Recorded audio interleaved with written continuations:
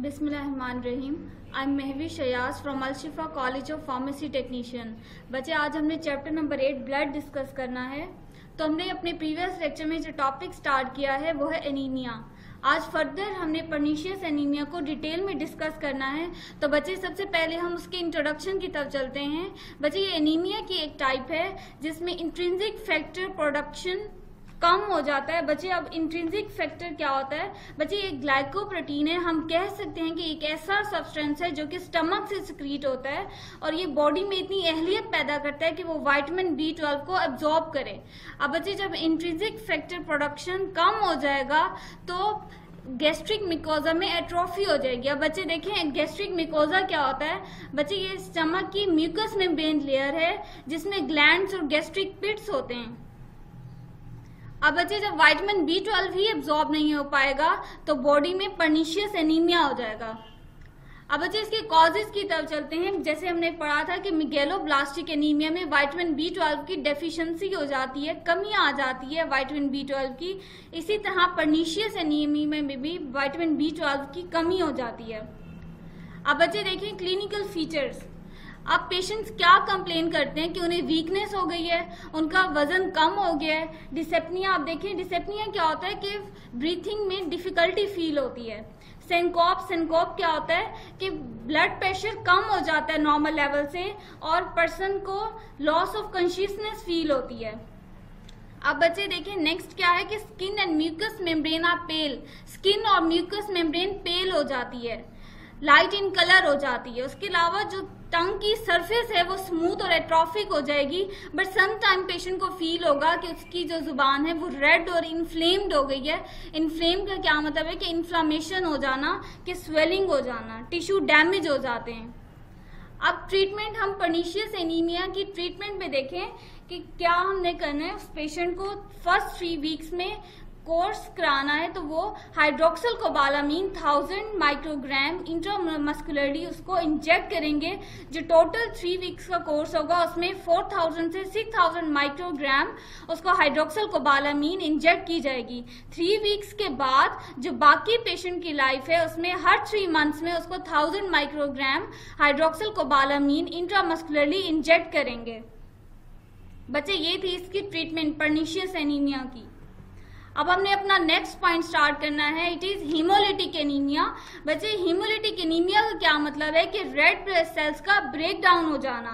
बच्चे, जो आरबीसीज का नॉर्मल लाइफ स्पेन है उससे पहले ही आरबीसीज ब्रेक डाउन होना, डिस्ट्रॉय होना शुरू हो जाएंगे, आरबीसीज रप्चर हो जाएंगे। अब देखें, जब आरबीसी रप्चर होंगे तो जो हीमोग्लोबिन है उसमें से रिलीज होगी और बॉडी में आरबीसीज का जो लेवल है वो नॉर्मल से कम हो जाएगा।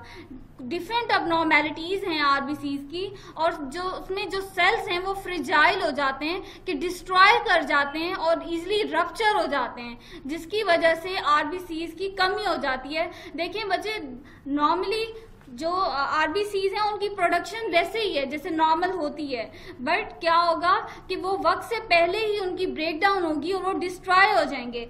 इस तरह से वक्त से पहले आरबीसीज नंबर कम हो जाएगा और इस तरह से हीमोग्लोबिन लेवल भी कम होगा बॉडी में, आरबीसीज बनेंगे भी कम और इस तरह से पर्सन एनीमिक हो जाएगा।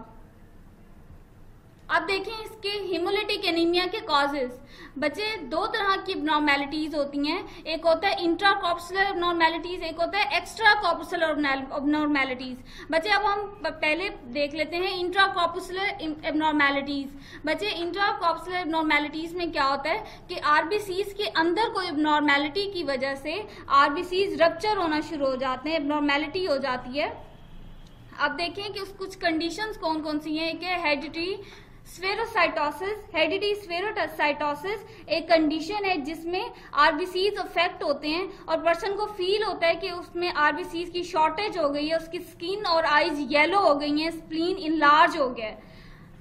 एक कंडीशन है सिकल सेल एनीमिया। बच्चे, सिकल सेल एनीमिया भी एनीमिया की हेरिडिटरी फॉर्म है। देखें इसमें क्या होगा कि जो म्यूटेटेड फॉर्म ऑफ हीमोग्लोबिन है ये डिस्टॉर्ट कर देंगे आरबीसीज को। एक कंडीशन है थैलेसीमिया।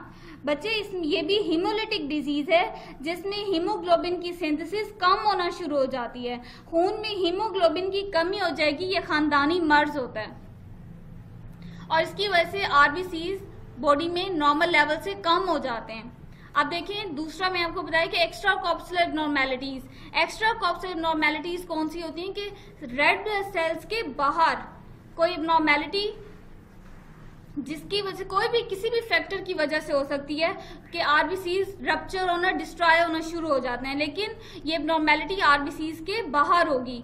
अब देखें कि कुछ कंडीशन हैं just like erythroblastosis fetalis.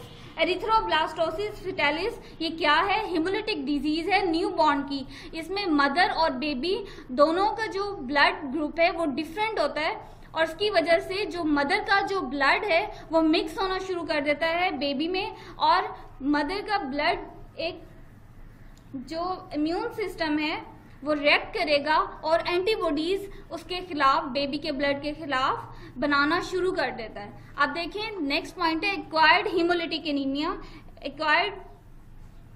Basically जो एक्वायर्ड हीमोलिटिक एनीमिया है ये एक रेयर डिजीज है, एनीमिया की ये टाइप है जिसमें जो बोन मैरो है बेसिकली वो नहीं बनता और बोन मैरो कम होने की वजह से जो आरबीसीज का लेवल है वो बॉडी में कम हो जाता है।